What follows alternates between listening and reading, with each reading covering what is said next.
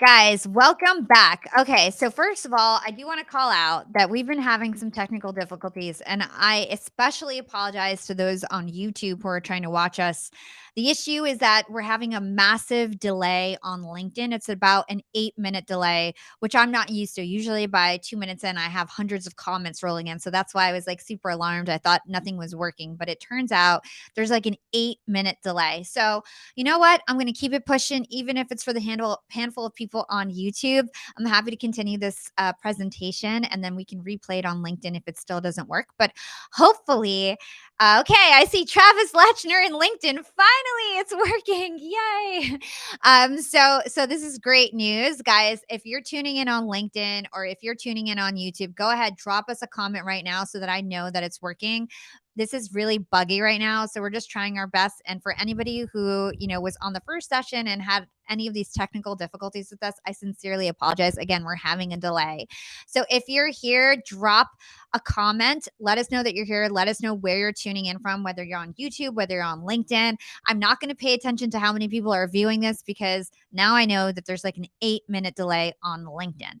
So today's session is all about growing your social influence and personal brand. My name is Hala Taha. I am the host of Young and Profiting Podcast. I'm also the CEO of Yap Media. We're a full service social media and podcast agency. And so this presentation was put together with my decade of marketing experience, my knowledge building brands for very successful people over the years, including at Yap Media. We have over a dozen high profile clients. And we also used information from 99 Designs, which is an extreme mastermind when it comes to marketing and a great tool for your business if you're a startup or solopreneur. And so I can't wait to get into this presentation. We put a lot of effort into it, and I think you guys are going to get a lot of nuggets, especially if you're a new marketer, if you don't have a marketing team, and if you're just someone who wants to grow their visibility and brand. So can't wait to get started, and let's get right into the agenda. All right. And I see the comments rolling through. Thank you guys so much for dropping your comments and letting us know that you're here. So, we're going to talk about branding basics. We're going to talk about building your brand identity, establishing your voice on social. We're going to go through content strategies, publishing strategies, and then we're going to end with Q&A. But this is meant to be an interactive session. So, throughout the presentation, if you have a question, go ahead and drop it in the comments. And if it's relevant, I'll bring it up. If not, we'll wait till the end. But this is meant to be interactive. So go ahead and drop your comments. And by the way, drop your comments so I know that you're tuning in and so that I know that the feed is working. So let's get started with the 3 B's of branding. It's super important that we know the difference between the 3 B's. So, first of all, your brand is the perception of your company out there in the world. This is the image or perception of how other people view your business. This is the external view of your business. Your branding is the actual act of shaping a unique, distinctive brand. And so, this is all the things that you do to create your brand. And then your brand identity is the tangible elements and assets your company creates. So this is like your logo, your website, your business card. It's the tangible assets and elements of your brand that broadcasts the right images and messages to your target audience. So those are the 3 B's. And next, we're going to uncover the difference between brand personality and brand identity. This is something that a lot of people get confused, but they're 2 different things. So, brand personality is really all about the emotion that your brand conveys. It's the characteristics and emotions that customers associate with your brand. So, are you a really serious brand? Are you a silly brand? Are you a professional brand, a childish brand? That is your brand personality. It's something that you want to think about before you even determine what colors you have or what logo your brand has. Your personality is what comes first. This is what shapes the public perception of your brand. And what makes a brand personality successful? First of all, there's a couple key things. Authenticity. You should always strive to reflect your business goals and company culture through your brand personality in an authentic way. You also want to make sure that it's memorable, especially for new brands. You want to be standing out and be remembered. Also, value. So you need to make sure there's substance for your business. What is the value that you provide to customers that they can't get anywhere else? Make sure that that is apparent in your brand personality. Also, trustability. You want to make sure that your brand is who you say you are. And then authority. You want to make sure that your brand is positioned as an expert in your field. This is key. People only trust authorities. And so you want to make sure that your personality is confident and owns that you guys are the experts in your field. And that way you'll attract more business. And so your brand personality needs to be represented in all your branding endeavors. This is where your brand identity comes into play. The brand identity is actually your second step in all of this. So your brand identity is a collection of tangible expressions for your company. So that includes things like your logo, colors, typography or font, shapes and imagery, and your voice. We're actually going to get super granular on each one of these aspects. So right now we're just really high level, giving you guys foundation. And now we're going to go into some granularity. But before we do that, one thing that you can do in this initial stage where you're starting to determine what your brand personality is, what are the elements of your brand identity, you also want to make sure you take time to do a competitor analysis. So you're not only going to look at people who you compete with, you're going to look at people whose audience you're also trying to attract. So also look-alike profiles. So for example, Gary Vee is not my direct competitor, but when I was building my brand, I looked at Gary Vee because I thought he has an audience that looks like the audience I'm trying to attract. And I looked to him for inspiration. I also looked at Lewis Howes and other podcasters in my space and looked at what they're doing. And then I asked myself, what do I like about their style versus what I dislike about their style? And I took the best pieces from everything to put together my own unique personal brand. And then also threw in some of my own unique perspectives. So one of the things you can do is outline your top 3 competitors and do an analysis on their brand. What are the colors they're using? What are the fonts they're using? What are the content types? What channels are they on? What are they speaking about? These are all the kind of things that you want to start to do an analysis on. And then you want to figure out what differentiates you from these people. What's the same and what's different. And that will help you start to identify what your brand identity will be. I see a lot of you guys in the comments now. I'm super thankful that this is working. If you guys are enjoying this session so far, make sure you share it on your feed. Let everybody know about the presentation going on right now. And if you guys have a question, let's make this as interactive as possible. Go ahead and pop your question in the chat. And wherever you're tuning from, let us know the city and state of where you're tuning in. Put it in the comments, and I'll check out your comments in a bit. All right. So let's go into building brand identity. So first things first is color palette. Color is super, super important when it comes to your brand. I think it's one of the most important decisions that you have to make is selecting the right color for your brand. It can make or break you. Color is everywhere. And whether you know it or not, each color you encounter actually gives you an emotional experience. There's actually a psychology of color. And so understanding this psychology of color can be a very valuable asset to your brand.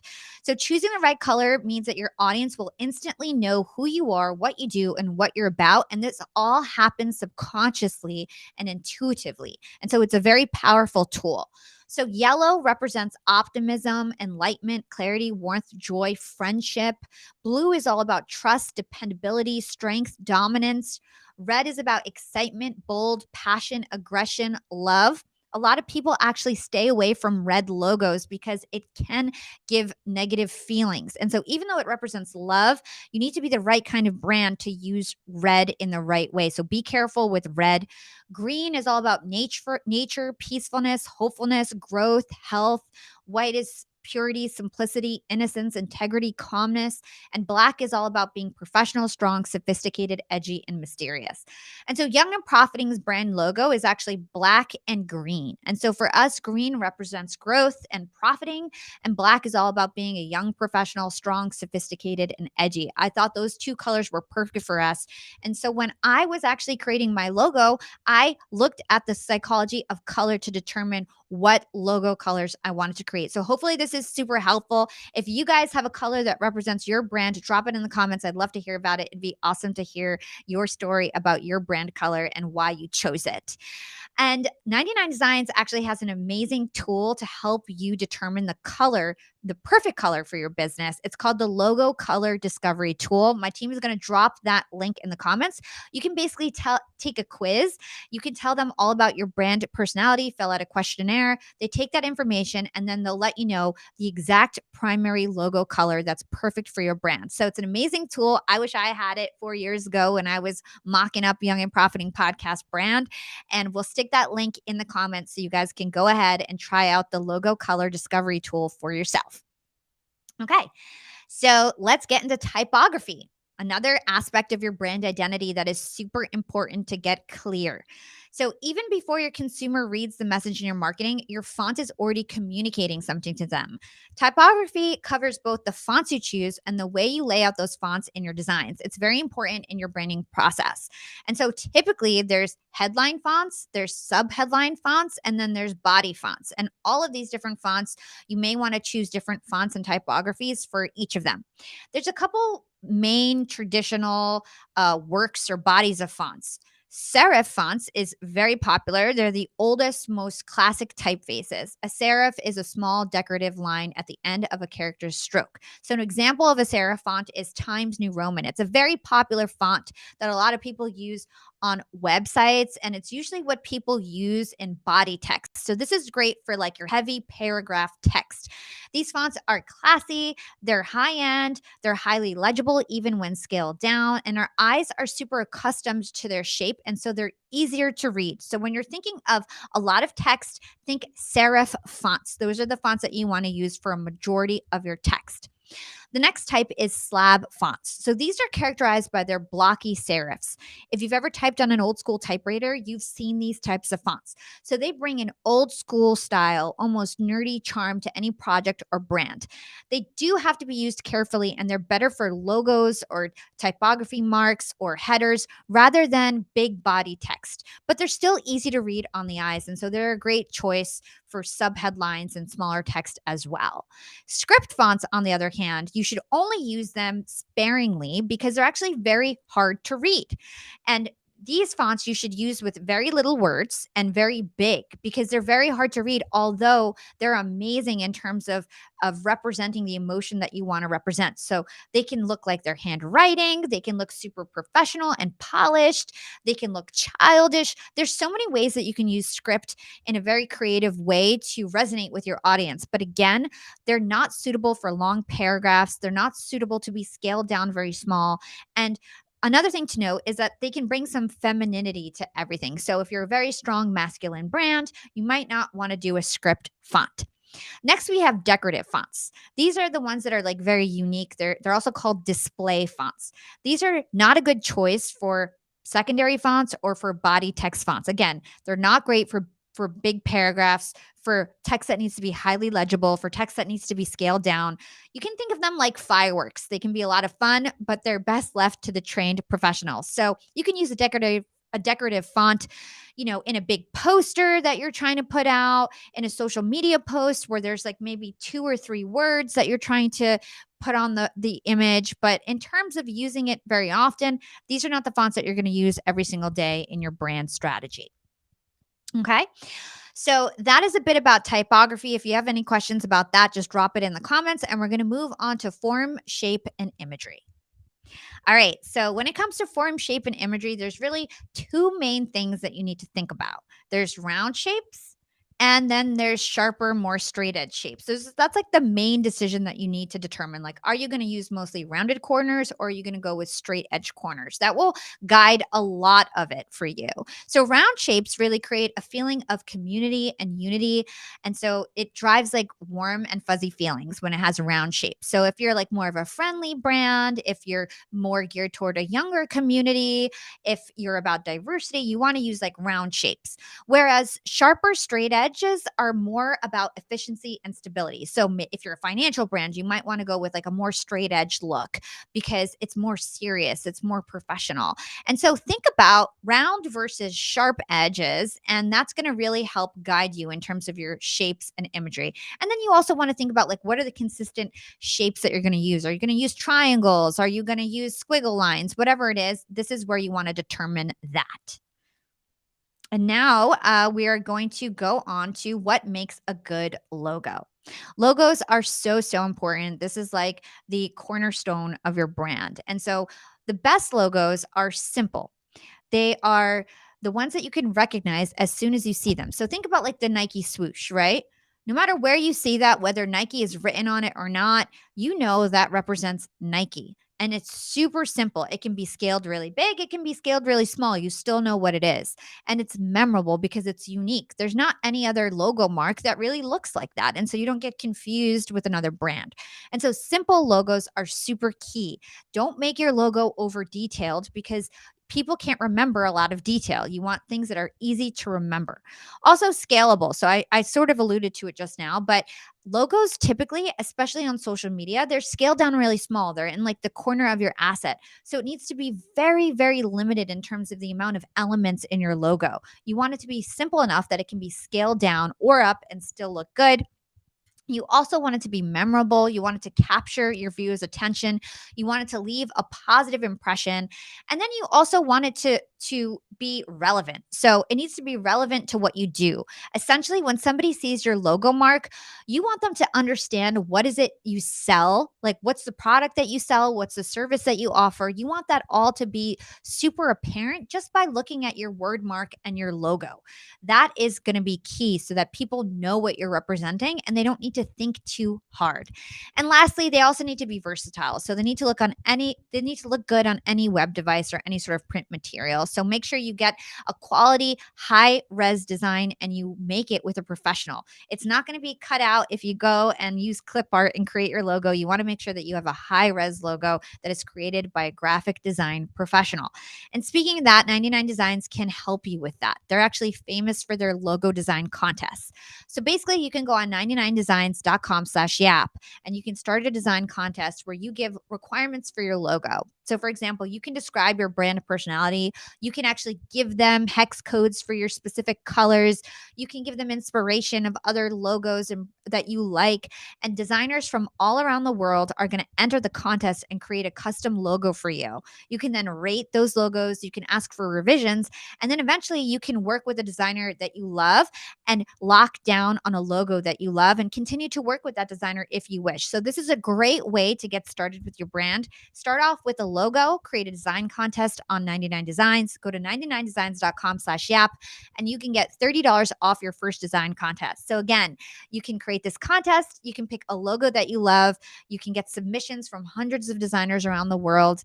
And once you find a logo that you love, you can continue to work with that designer on other brand assets. It is a great way to start your marketing team and outsource your marketing to 99 Designs. All right, so let's talk about brand style guide next. All right. So once you've nailed down the basics of your brand identity, it's really time to take a step further and create brand guidelines. Brand guidelines is really how you scale. These are the rules of your brand on how they should be visually represented. This is super helpful if you're trying to scale your business, if you have a team, or if you're outsourcing to a vendor. This is how you are able to scale your brand with multiple people working on your brand so you can actually step outside of your business and focus on the things that matter to you, like sales, and other people can actually run your marketing for you while being consistent with your brand identity. So this is an example of my brand guidelines for Young and Profiting. So as you can see, we have logo guidelines here. We also have placement and rules around logo use. So for example, our pink logo can only go on a blue background and our blue logo can only go on a pink background. And we usually default to the black and white or white and green, black and green or white and green logo. That is like the first choice. And so there's lots of rules around how you can use your logo and how you can't use your logo and how small you can scale down the logo and how big you can scale it up and how much padding does the logo need in the corner of assets and things like that. So you really want to establish all the rules because things can get sloppy really fast if you don't have rules. Okay. Also, in your brand guidelines, you may have like social media templates. So here's an example of like a social media template. We often create graphic templates, video templates, carousel templates, all different types of templates when we're creating brand guidelines. So the team has some sort of inspiration of and guidelines in terms of what good looks like in terms of a template. And then we can iterate from there. Also, the typography. So, what is the typography and font that we're using for body text? What are we using for headlines, for subheadlines? Typography is super important. And again, that's something that if you get right and you are consistent, it can take your brand to a whole new level because when you're using all different types of fonts, it can get really messy. And I would recommend that you stick to like 2 or 3 fonts max. Don't go crazy with too many fonts. And then you have colors. So we talked about the psychology of colors, but what we didn't talk about yet is the weight of colors.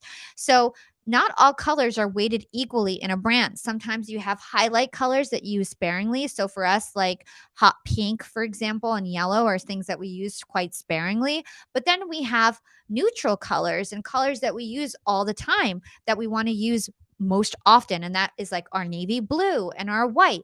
And so you definitely want to think about the weight of all the colors in your brand guidelines. And also, you want to get super clear on the exact hex code.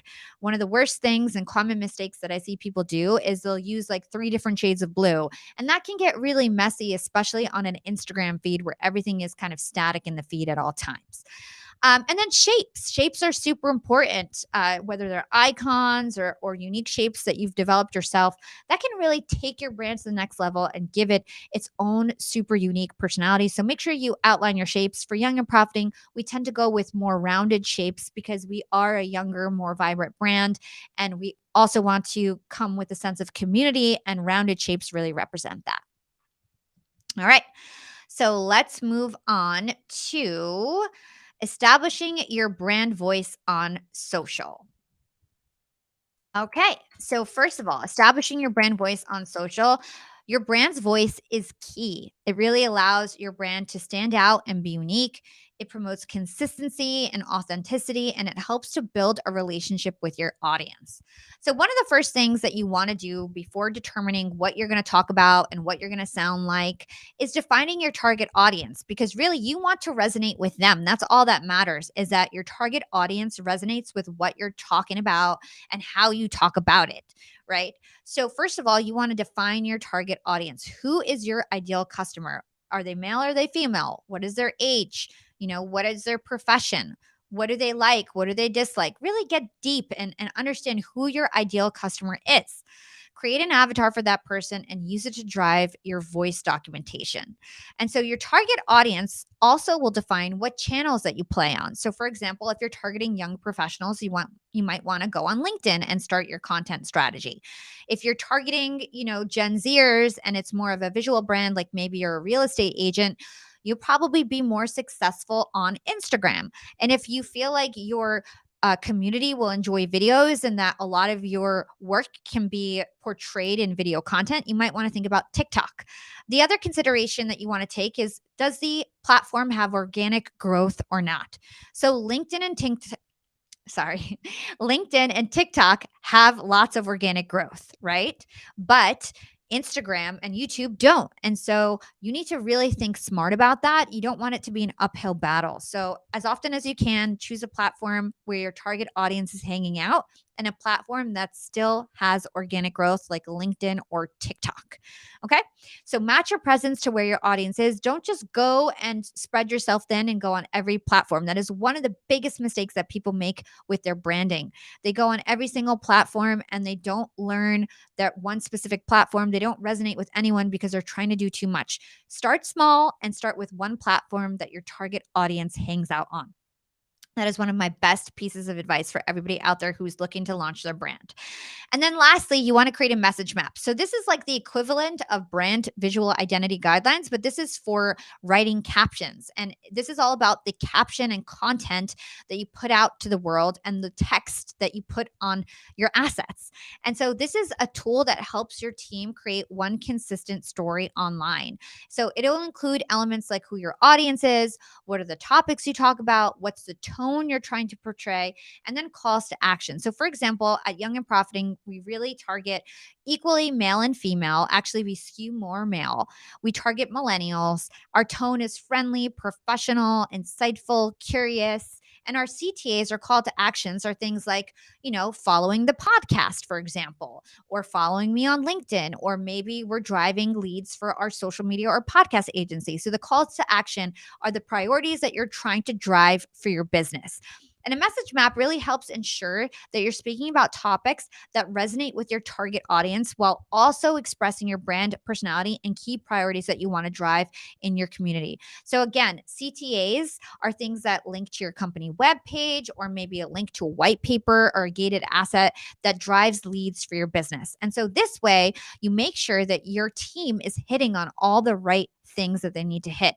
But remember, social media is not about just selling to your audience. It's about providing value. So being inspirational, educational, motivational, and then selling afterwards, right? So I would say a good ratio would be like 80% value, where you're just serving your audience, and 20% selling, right? You don't want to be selling all the time. People will just tune out. So again, be motivational, inspirational, educational 80% of the time, and then 20% of the time you can link out to something that is more salesy. Okay. So let's move on to content strategy. And if you guys have questions, just drop them in the chat. My team is monitoring them and we'll pull them up during the Q&A portion. Okay. I'm just going to take a drink of water real quick. I've been talking a mile a minute. All right. Let's move on to the 4 C's. All right. So this is taken directly from my YAP team's training when I train my social media managers on how to write social media copy. And so we stand by something called the 4 C's at YAP Media. And so whenever we're drafting a post, we make sure that they hit all of these C's. So first of all, is it clear? So this means that you have no ambiguous text, right? No big words that people need to go look it up in a dictionary. There's no acronyms that people don't understand, and it's clear, like the purpose is clear, the meaning is clear, right? And not just to, your team internally, also to a general audience that may not know anything about your industry or anything about your field. So no ambiguity. That is key. Be clear, right? Next is concise. So actually, it's a way easier to come up with a longer post than a shorter post. It's much easier to write long content than it is shorter form content, because with concise content, you need to tell the complete story in the fewest words as possible. So something that I love to do is to write a post how I want to write it, and then I take a hack to it and I start hacking it away, and I try to turn it into the fewest words as possible. How can you get your story across in the littlest amount of words as possible? That is key. Take out all the fluff, right? The shorter, the better, especially on social media. People do not want to read chunky paragraphs. Things are scaled down. People are moving fast. Nobody has time to read a lot. Make the story concise as possible, as concise as possible. And then compelling. Everything should always be thought of as what's in it for the audience. What is in it for your readers? What are you teaching them? How are you being of service? How are you inspiring them? How are you motivating them? What are you teaching them that's new?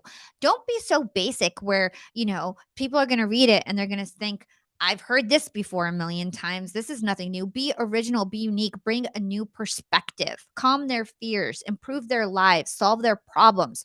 Focus on benefits, not features, right? So being compelling is super key, especially if you're trying to grow credibility, respect, social influence online. Making sure that you're of service first before you try to sell anything is super, super important. And then being credible. So this is very, very key, especially in today's world where there's lots of fake news everywhere. Make sure that you publish the truth. Make sure that you cite any sources. Make sure that you're being relatable. Make sure that, you're being of good integrity in everything that you do on social media, because on social media, it's there forever. And you want to make sure that you're always putting your best foot forward and you're representing your brand to the highest integrity levels. Okay. So yeah, I think that is the basics of the 4 C's. Super, super useful. I recommend that you guys write this down, tack it up on your desk whenever you're creating content, and make sure that you're clear, concise, compelling, and credible. And then some last tips. Make sure you focus on the essence of your message. Do your best to present your information in a way that's interesting to read. So, for example, you may want to use creative ways like emojis, right? The rule of thumb is to use anywhere from 5 to 10 emojis. People love them. They really make things more exciting. You can use them as bullets. You can use them to be funny, to be cute. It's just a great way to kind of lighten up the feel and make your post more enjoyable to read. You can also try using caps, right? To kind of display, strong emotion. You can use analogies or quotes, just anything to really make your content stand out and make it more enjoyable to read, make it more entertaining, right? One thing I'll say is that copywriting and writing is one of the hardest things to learn. It definitely takes practice. At Young and Profiting Podcast and Yap Media, I've realized that the hardest thing to train people on is copywriting. And the only way that somebody gets good at it is with practice. So take your time, understand that it's not going to happen overnight. But if you look at all of my posts that I put on LinkedIn and Instagram, you'll get some inspiration. If you follow these guides, you'll get closer and closer. And the key is to practice and then see what resonates with your audience. And then do more of that and get better at it and lean into it. Keep doing what's working and test different ideas so that you can see what sticks and then lean into that. So, speaking of being creative, let's get into hook hacks. Okay, hook hacks. These are really fun. Hooks really draw your audience in. So, your hook is really like the first couple lines in your post. So, hooks can be like the title of a blog. It could also be, like I just mentioned, the first couple lines of your caption. On LinkedIn in particular, the first two lines is your hook. After that, people have to click more to read the rest of your post. On Instagram, it's really the first line. So you also need to realize how long your hook is on the various platforms. So there's lots of ways to make your hook really stand out. First of all, use numbers. This works really, really well. So, like, learn the 5 mistakes of starting a side hustle, right? That really captures people's attention. They want to know, what are the 5 things? Let me click more and learn more, right? You can also arouse curiosity. So you could be like, what if I told you you never had to work in a day? I want to know how to do that. So you might click to learn more. So, like, sparking curiosity is a great hook. You can also incite fear. Now, use this sparingly because you don't want to look like you're trying to scare everyone all the time. But you could say something like, warning, if you are a professional, you need to read this. So incite fear in your audience. That can also hook your reader.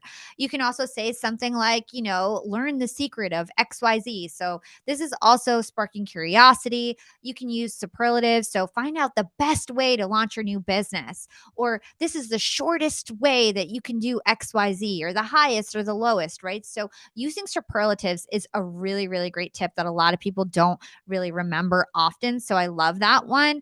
And then also employ the new. For some reason, subconsciously, people love new things. So use phrases like learn new methods for XYZ, or learn the new rules of so and so. This engages your audience to want to learn more. So definitely go ahead and use these hook hacks and see how much more engagement your posts will get, because people will actually start to read your content. And speaking of reading content, my last tip in terms of content strategy is reading your content out loud. This is something that I make all of my employees do and social media managers do at Yap Media. Read your content out loud. This is an old but goodie. It is gold. After you complete your caption, go ahead and read it out loud before you post it. This will help you make it more concise, more clear. When you read it out loud, you realize, like, oh, this is like a fluff word. I can kind of trim this out. Or, oh, this might not make total sense. Or, oh, this was bad grammar and I just caught it, right? So it kind of helps take you out of that mode and gives you fresh eyes when you read it out loud. And so this is definitely not a new technique for me, but if you haven't heard of it yet, it really works like a charm. So go ahead and read your content out loud before you post it. And I think you'll get better at creating more concise, clear, and those 4 C's that we were talking about will really help if you read it out loud and then edit from there. Okay. So I hope you guys are enjoying this so far. If you guys have any questions about content strategy, go ahead and drop it in the chat. And again, this presentation is brought to you by 99 Designs. If you guys want $30 off your first design contest, just go to 99designs.com/yap. They're amazing when it comes to creating your visual identity. And I'll go into more about 99 Designs a little bit later. All right, so let's talk about content strategy. And let's begin with Instagram best practices, because like I said before, not all platforms can be treated the same. You can't just like fit a round hole you can't fit a square peg in a round hole. You can't just do the same thing on every social platform. That's not how it works. And that's why in the beginning I recommended that you guys focus on one platform first rather than many platforms at once, because you really want to figure out one and attract and engage your target audience, and then grow from there on other platforms once you've figured out one platform. That is a really key piece of advice here. So when it comes to Instagram, actually the best performing posts are carousels and reels, right? So, carousels, this was actually a new piece of information for me. HubSpot did a new study where they analyzed over 10 million posts, and they found out that carousels actually receive the highest engagement rate out of all content types on Instagram. So they get better engagement than just graphics. They get better engagement than IGTV videos and reels. They're the highest engaged asset on LinkedIn. Sorry, on Instagram. They are the highest engaged asset on Instagram. So again, carousels perform amazing on Instagram, which I feel like a lot of people don't know. So carousels are really those slider posts. It's multiple images in one. And really, the key to this is to tell one message and an engaging story over several slides. And so I encourage you to spend time on these carousel templates, make them beautiful, make sure they align with your visual identity, make sure you're using serif fonts that are legible text, use big text, make sure that there's just a few words. Carousels that have very few words on each slide do the best. Use high res images, use photography of people on them, and use colors that are appealing and on brand. And like I said, according to HubSpot, carousels are the highest performing content on Instagram right now. And now you can also include videos in your carousel posts, which make them even more engaging. So if you haven't tried carousels on Instagram yet, I would highly recommend it. And in terms of your carousel, the first slide needs to be very engaging. This is like the thumbnail of your carousel. It's got to be an attention grabbing slide that has a title that really hooks the reader. So again, use some of the hook hacks. So 5 ways to launch a side hustle, and then go into a carousel that covers all 5 steps, you know? So use a hook on that first slide using those hook hacks we just discovered, and then move into your content, and then finish it off with a clear call to action that offers next steps. And a key to all of this with this carousels is make sure that the meat of the information is in the actual carousel, and then you keep the caption of the post super short, right? So short captions do best on Instagram. So all the meat and potatoes of your message will be in the carousel, and then the caption will be super short. On LinkedIn, it's like the opposite. You want to go like long caption that has all the information, and then just like a graphic that is very simple, that's not a carousel, right? So every platform is different, and just remember that. And then let's get into Reels. So, Reels is super hot on Instagram. Everybody swears by Reels in terms of getting exposure and going viral and getting exposure past the accounts that currently follow you. This is where you can get the most reach and growth on Instagram right now organically. So, Reels is key. People say doing 3 to 4 even daily reels is where you've got to be right now. And so I would highly recommend, if you're trying to grow on Instagram, that you focus on reels and posting reels almost every day. And so reels are really easy to create because they're made to be homemade, right? So there's no pressure of getting like a professional video editor. You could do this on your own. You could just use your iPhone, get a stand, and make a homemade video. The more homemade video looking, the better in terms of performance. So the more polished and professional, the worse performing. So when it comes to TikTok and Reels, you actually don't want to use too many brand elements. You want to keep them really natural. And so that is a key with Reels. And you can also do things like leverage trends and trending audio. And that is a surefire way to get instant reach. So I would encourage you to keep up with the trends. You guys can look at a site like Talkboard, TOK Board, and that shows you trending audio on TikTok. And then a couple weeks later, those trends will usually make their way onto Instagram. So that gives you a couple weeks to create the content and then put it up as soon as the trend hits that platform. So again, use trends, trending audio. Don't be scared about shooting your video. Just get it done, right? Put on your favorite filter. Don't worry about what you look like, and just make it happen. The more natural, the better, and be consistent. It's all about consistency. When it comes to Reels, you also need a thumbnail. So with Instagram, It's different than LinkedIn and Twitter, where like there's just this scrolling feed and people don't really see everything in one place. On Instagram, you actually have a feed and a grid, and people see that all the time. And so your thumbnails are extra important on Instagram. You want to make sure that all of your videos have a thumbnail. If there's people in it, that has a screenshot where people are looking emotionally engaged, their eyes are open, their mouth is open, they're smiling, or they look confused or happy or shocked, or something that has emotion with a human on it, right? So humans actually perform the best in terms of thumbnails. You always want to make sure you have a big face on your thumbnail. That's key. And then also a hook on your thumbnail with big, clear, legible font, right? Big, clear, bold, legible font, something that's going to entice them, spark curiosity. All those hook hacks that we talked about will work great on your thumbnails for Instagram. Okay. Hopefully that was super useful and you learned something new. And let's move on to LinkedIn graphic hacks. All right. So, asset sizing. This is a key. A lot of people are still not privy to this. If you notice, all the influencers on LinkedIn are not posting squares. They're not posting horizontal YouTube size videos. They're posting something that I call poster size videos. These are 4:5 ratio images. Okay. And so they look like a poster. If you look at on my feed, almost all of my graphics on LinkedIn are the size. They simply perform the best, right? Size matters on social media. You want to always maximize the amount of real estate that your post takes up in the feed. So the bigger, the better, the bolder, the better, the brighter, the better. That's what you have to think when it comes to social media. You want to stop the scroll and stand out in the feed. And so we always go by poster size on LinkedIn. And in my opinion, and based on our data at Yap Media, graphics are working the best on LinkedIn. A short, catchy, meaningful caption with a graphic is always going to be the thing that performs the best. And here's the other key: your graphic needs to make sense on its own. So, whenever you're creating a graphic, you want to think, would I engage on this even if I didn't read the caption? Because the fact is that most people aren't actually going to read your caption. They might read the hook and they might look at the image, and then they're going to decide whether they comment and engage or not. And so you need to make sure that your image makes sense on its own and is compelling on its own. Okay. That's a huge tip for you. Another thing you want to keep in mind is simplicity, right? So don't overcrowd your graphic. You don't want to throw all your brand elements into one asset, right? Keep it simple. Actually, on social media, the less super branded, the better. Maybe just like a small logo in the corner, right? Using your consistent fonts, using your colors, using the photography that you've established for your brand.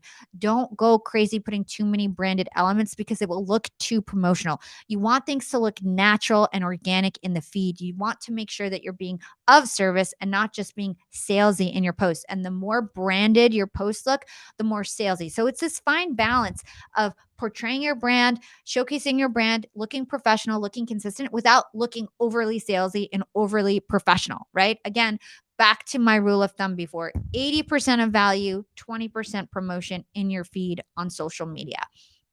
Okay. So another thing is that our attention span is super little as humans. We have an 8-second attention span. So you don't want to overcomplicate your assets, and you want to make sure that your information is super and uber clear to understand in 8 seconds or less.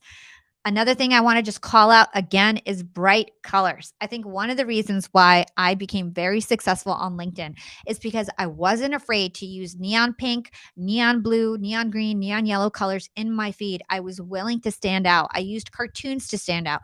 I just did things differently and I wasn't afraid to stand out. And that is key when it comes to growing your social influence online. Another hack for you guys, and one of the most trending things on LinkedIn right now, is tweet cards, right? And I believe that Yap Media actually started this trend on LinkedIn. We were one of the first people to do this. And specifically, we put up tweet cards in poster size with no caption. Okay. This is such a great hack, and I'd love for you guys to try it out. So, putting up something on LinkedIn with no caption actually drives a lot of engagement because it triggers people's imaginations and they end up sharing it with their own captions. And if you want to go viral, the number one way to do it on LinkedIn is to get people to share content with their own caption.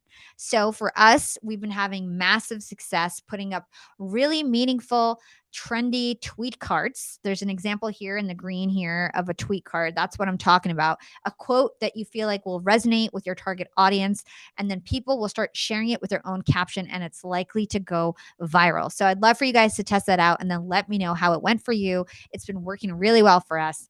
And then a dead trend for LinkedIn I'd love to share is that polls are no longer that hot, right? We've been seeing this, especially on new client accounts that don't have a huge following yet. Polls really have died down. Often these platforms, they push their new features. And then if people start doing them too much or they feel like it's skewing the engagement of the platform in a way that they don't want, they start to deprioritize that content in the feed. And so that's what is happening to polls, in my opinion, right now. The engagement on polls is definitely not the way that it used to be. And so polls are a dead trend. You want to start moving away from polls and trying things like poster size graphics, like we just talked about. If anybody has any questions, go ahead and type them in the chat. I hope you guys are enjoying this session. And before we move on to algorithm hacks and things like that and publishing strategies, I do want to talk about the benefits of outsourcing. So, when it comes to building your brand, you can't do it on your own. At Young and Profiting Podcast, I had my first volunteer, Timothy Tan, episode 2, who literally helped me with my graphics and marketing materials. I also used platforms like 99 Designs to create my logo and my marketing assets. I didn't do it on my own, even though I actually have really great graphic design skills, because I had to pay attention about content, about building my team, finding the right team members. Like I had so many other things to worry about. And so outsourcing is a great way to build your brand. And according to Deloitte, 70% of businesses, big and small, report outsourcing in order to reduce or control business costs.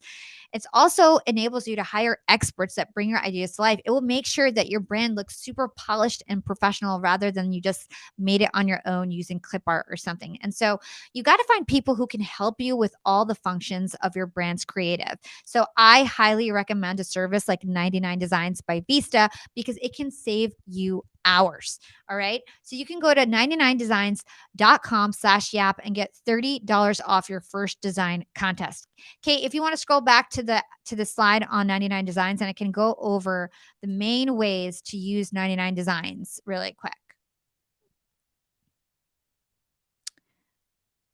Okay, so there's two main ways to use 99 Designs. The first is to invite their entire creative community to participate in a contest. So this is great for like logo. You know, you want to create a new logo, you can give them your brand personality, you can give them your colors, what you want your logo to say, inspirational shapes, competitor logos that you like, and you can basically put together as much or as little requirements as you like, and you can run a contest. And then dozens, if not hundreds of designers will enter your contest and submit a logo that you can then choose from. You can rate these logos and then you can give them feedback and have them iterate and iterate until you get a logo that you like. And you only pay for the logo that you ultimately choose. So, this is a great way to get a lot of inspiration and a lot of ideas for your logo in a very, very time efficient and effective way. So that's 99designs.com/yap, and you can get $30 off your first design contest. I highly recommend doing this. This is something similar to what I did to create the Yap logo. And then you can run a one-to-one project. So something that I recommend to new entrepreneurs, startups, people who don't have a marketing team, create your logo with 99 Designs and then use that same artist to create things like your website mock-up or your banners, your social media banners and skins, you know, your business cards, your social media templates. You can then just use the same designer and then you have a very consistent feel. You can even use that designer to create your brand guidelines and create templates for you. And then you can scale that out to your team if you have your own marketing team. So there's so many different ways that you can work with 99 Designs. Again, go to 99designs.com/yap and you can get $30 off your first design contest. And if you're a new entrepreneur, a startup, I highly recommend you go this route. Okay. All right. So let's get into publishing strategies. Okay. I love this topic. I am, a wealth of information when it comes to algorithm hacks. This is what I do for a living. This is my passion. And so I'm super excited to share some of this all with you.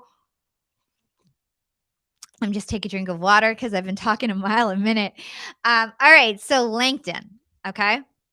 A key thing here with LinkedIn, and this is a big mistake that a lot of people make, is linking your audience off platform. So, most social media sites do not want their users to go off their site. And so, if you're linking to something outside of a LinkedIn URL, they're going to deprioritize your post because they do not want their users to leave their platform. So, we've done a lot of tests and we've tested putting a link in the caption versus the comments. And a link in the caption always performs worse in terms of engagement rate, in terms of numbers of likes and comments, and visibility and virality. So if you're trying to go viral and grow your followers, you do not want to put your external link in the caption. You actually want to put it in the comments, and then you want to like that comment or reply to that comment, get your team to like on that comment so that it stays as the top comment in your post. Okay. But if your priority is to drive conversions and sales, and you don't necessarily care about growing your following, and you just want your target audience to more likely click and get higher click conversion, you can put your link in the caption. So it just depends on your goals. If you're trying to go viral, don't put your link in the caption. You're almost not going to go viral, and that's almost certain, right? If you don't care about going viral and you just want people to follow you already to see your content and potentially click your link, go ahead and put that link in the caption. Another trick is if your post goes viral, you can then stick the link in the caption later on and it won't hurt it as much, right? So the first 30 minutes is what really matters when it comes to going viral, or the first hour, 2 hours. After, 8 or 9 hours of going viral, if you want to then put a link in your caption, that's the right time to do it. Okay. Another kind of hack when it comes to LinkedIn in terms of algorithm things to keep in mind is tagging people. So a lot of people think that they should tag like all these influencers in their posts, or tag, their coworkers, that they're going to get better engagement because they think that people are going to get notified, they'll comment on their posts. But the thing is that people actually get really annoyed from this tagging, especially influencers who get tagged a lot. And so they're not going to engage. And if they don't engage, that signals to LinkedIn that you might be spamming others. And so they're going to actually deprioritize your content. So I'm really strict about this. I barely even tag the guests that come onto Young and Profiting Podcast. Like if I post a video, I won't even tag the guest most often if they're not active on LinkedIn, because if they don't engage, I know that my post will actually do worse. And so only tag people that will engage on your post. That is a super great trick to know. Okay. When it comes to Instagram, you want to write short captions. It's not like LinkedIn where you can get away with longer captions. You want to keep it super short. In fact, less than 20 characters had the highest engagement rate. So if you feel like your copy is too long, try creating a slider that has copy in the content instead, right? So put all your big valuable content, your lengthy content in your carousel, and then create a short caption. That's going to perform best on Instagram. According to HubSpot, they actually analyzed 110 million posts, right? And in addition to that, HubSpot says that hashtags are, the more the merrier, right? The more the better. This is often debated. So, do your own research, use this at your discretion. But HubSpot analyzed over 100 million posts, and they said in terms of hashtags, the more the better. Just remember to keep your hashtags relevant to your audience and make sure that your hashtags aren't super overused. So you want to do like subcategories when it comes to your hashtag, not the main category. So instead of entrepreneurship as your hashtag, maybe you can do millennial entrepreneurship or entrepreneurship. I don't know, maybe this is not a great example, but like you want to use like a subcategory. So let's say like marketing is a main category. Maybe instead of that, you can do like video marketing as your subcategory. That will get you better results rather than a very, very broad category that has millions and millions of people using that hashtag. You want to make sure that you're discoverable. That's the key with hashtags.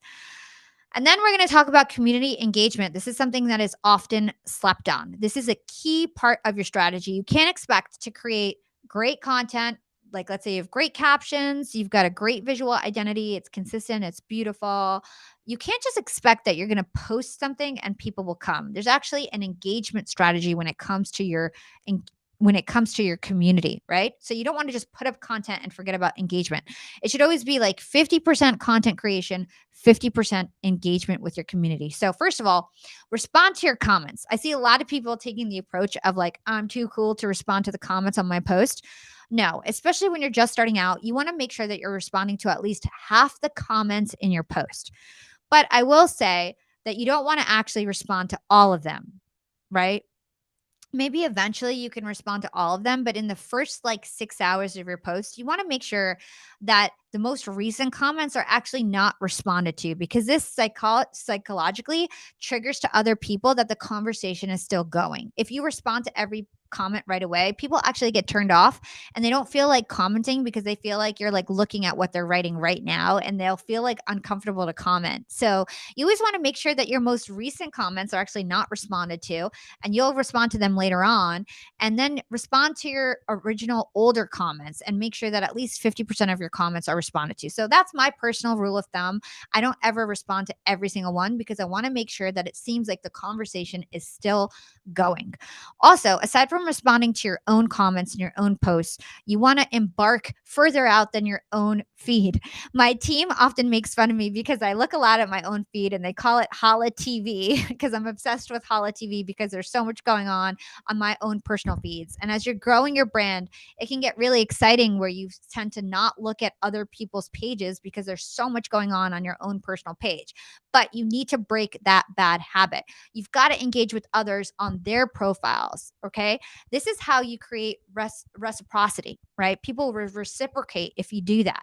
So you want to go on other people's pages, your lookalike profiles, even your competitors, people that you collaborate with, people in your industry, and you want to go and see what they're posting about. Maybe it will give you inspiration. You can leave a thoughtful comment, and that will help you start to build real connections where people will start to see your stuff on other people's pages and proactively follow you because they saw you on another person's post and because you're being a part of the community. And not to mention that it will go a long way in terms of other people supporting your posts when you support other people's posts, right? Another thing that you guys can do is start an engagement pod. So contrary to popular belief, engagement pods are actually not against anybody's terms of service, especially on LinkedIn. LinkedIn wants you to share your content with other people.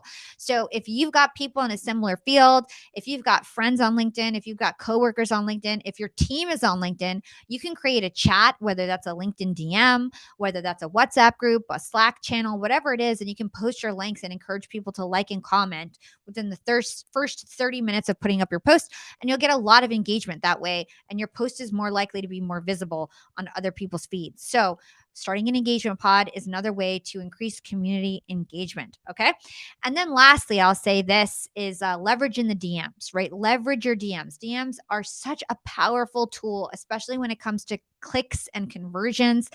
All the business happens in the DMs, right? You're not going to sell on your post. You're going to sell in the DMs if you're trying to sell. Start conversations with your connections in the DMs. And this reminds me of something that I always talk about called permission-based marketing, right? If somebody likes and comments on your post, they're raising their hand and they're saying, hey, I'm interested in your content. I'm interested to learn more. I'm interested to take that next step. They're giving you permission to reach out in the DMs.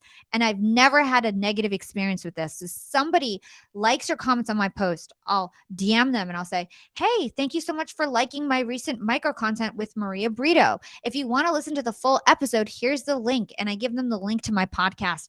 And the clicks and conversions in the DMs are much higher than they would be in the caption or comment of the post. So you always want to think about how you can retarget the people who engage on your content to drive conversions in the DMs. And the benefit of this is twofold. So not only will your links get more clicks, but this also signals to LinkedIn that you're friends with these people. And so your post will show up more often at the top of their feed because you had a DM conversation with them. So this is a great strategy to use, especially if you're trying to sell anything on LinkedIn. Okay. All right, so this was a whole ton of information. Again, I want to thank 99 Designs for them contributing to this webinar. They gave us amazing content in terms of the psychology of colors, and we learned some new things ourselves. And if you guys want to help get your business to grow and thrive, head over to 99designs.com/yap and click get started to receive $30 off your first design contest. And now we're going to get into the Q&A. I've been really focused on giving this webinar, and I think you guys hopefully got a lot out of it. And now we're going to go to the Q&A. So Kate, if you wouldn't mind pulling up the first question, because I didn't get a chance to kind of go through it. If you can pull up any of the questions that we had. And if you guys are tuning in, we do have a pretty long delay. Go ahead and put your question in the chat and I will pull it up. All right. What software do you suggest to clients, if any, as far as social media management softwares? This is such a great question. And this is from T.Y. Horner. Okay. So, in terms of software, if you're talking about publishing software, actually, it's a very little known fact that when you use scheduling softwares, your content actually will perform worse. So, a lot of the social media platforms out there will actually deprioritize your content by 30%. It will based on our experiments, it will perform 30% worse if you use a scheduling software. Okay. So hand posting is the way to go. And I would recommend getting an assistant or a VA to hand post or hand posting yourself. Okay. Hand posting is going to get you the best results. So stay away from scheduling tools. The one caveat is the native scheduling tool called Content Studio and Facebook, where you can schedule Instagram posts. You will not get deprioritized for using any native scheduling tools. It is the external tools like Hootsuite and things like that that get deprioritized. Okay.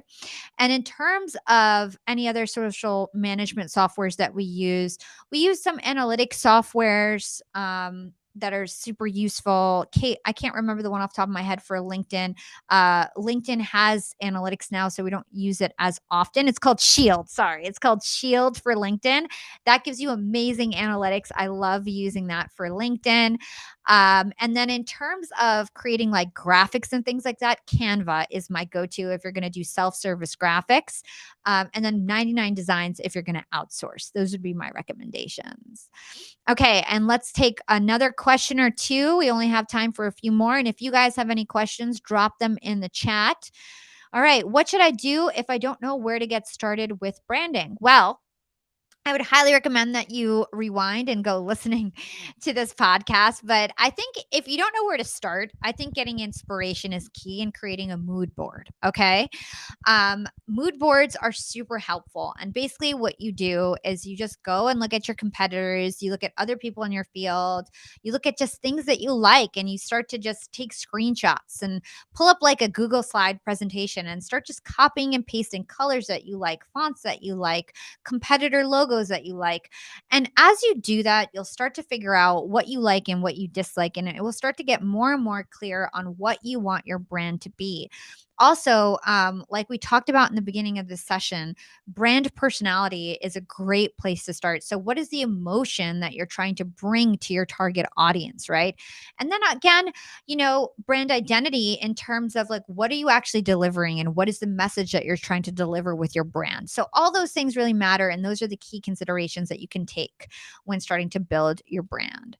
So then I have one last question here, and I know that there's a big delay, and so I apologize about the delay. And if any of your questions get cut off, I'll try to respond to them in the comments if we end up ending this session and you don't get your question answered, because we do have about an 8-minute delay, which really stinks. But it is what it is. We're dealing with these technical difficulties. So here we have, it looks like our last question of the day. And this is from Sean O'Leary. And he says, I know that bright colors stand out and really pop, but do you recommend, or would 99 Designs recommend darker colors?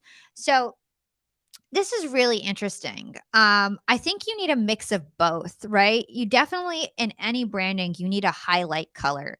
Like look behind me right now where I am. What sticks out for you, right? It's my logo. It's the profiting in neon green. And so you can use highlight colors to really make whatever you want to really pop out, pop out. if you want to highlight a word or if you want to highlight your logo mark. So you can use dark colors, but just make sure you have an accent color that really, really pops. And if you can move back to the psychology of color slide, I think this would be really helpful for Sean. So every color actually represents something different, right? And you can base your colors on that, right? So if you're looking for something that's warm, friendly, kind of childish, go with yellow, right? If you're looking for something that is trust and dependable and serious, go with blue. If you're looking for something that represents love or even aggression, go with red. But like I mentioned before, red is a really tricky color when it comes to logos and branding. So use that sparingly and be careful about it. Green, which is all about being peaceful, nature, growth, profiting. This is why I used green in Young and Profiting, right? White, which is purity and simplicity and integrity and calmness. Black, which is professional and strong. And so you want to think about the psychology of color, but then to your point, you want to think about the brightness and the dullness of the colors too. And so your main colors, if you can go back to the branding guidelines, and then I can just show like the weight of the colors. Yeah, so it's like here, I know it's like a little bit small, but this is my Young and Profiting brand guidelines here. And so our main colors are white and navy blue. Navy blue is actually the main color that we use. And it's like those are our background colors, right? Because it's really legible to put white text on a blue background or black text on a white background. And it's really clean, right? And it's polished. And so we use bright colors, but really our main two colors are white and navy blue, which are not that bright, but they're really useful for backgrounds and for consistency and for the look and polished professional feel that we're trying to portray as our brand, right? And then we've got bright colors that we use sparingly, and that's like hot pink and green and bright yellow and bright blue, and we use those more sparingly. And so that's kind of how you can think about it. It's like a balance of both, but I highly recommend that you have at least one really bright color of pop so that you can use it as your way to highlight key things in your marketing material. So I hope that that was really helpful for you.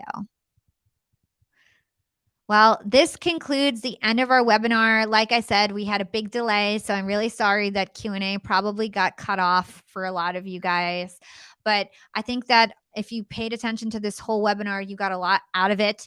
We're going to be replaying this on our podcast. It's going to stay up on my feed on LinkedIn if you want to rewind back. It's also going to be on YouTube if you're watching on YouTube. And thank you guys so much for tuning in. If you enjoyed it, make sure you drop a comment right now. Let us know how much you enjoyed it so that people who are scrolling on the feed get inspired to watch it too. And thank you all so much. And again, head to 99designs.com/yap and click get started to receive $30 off of your first design contest. So again, that's 99designs.com/yap and click 99 designs and click get started to whoops, I butchered that. So let me start that over. Go to 99designs.com/yap and click get started to receive $30 off your first design contest. I highly recommend that if you guys want to get your logo created, if you're a new entrepreneur, if you're a solo entrepreneur, if you don't have a marketing team, outsource your marketing creative to 99 Designs. I had a great experience. I actually just launched a merch contest with them, and I designed our first ever sweatshirt that we're going to be giving away to all of our Yap listeners soon. And I'm really excited to release this sweatshirt and our first official merch. And the designers at 99 Designs did such a great job. It was so hard to find the one that we wanted to stick with because there were so many great designs. And I highly recommend it as a way to get a lot of inspiration and a lot of people working on your project without having to pay everybody individually to create ideas for your logo or for your different assets that you want to create. So again, 99designs.com/yap. I hope you guys enjoyed this session. And with that, this is Hala and Friends signing off. Thank you, everyone.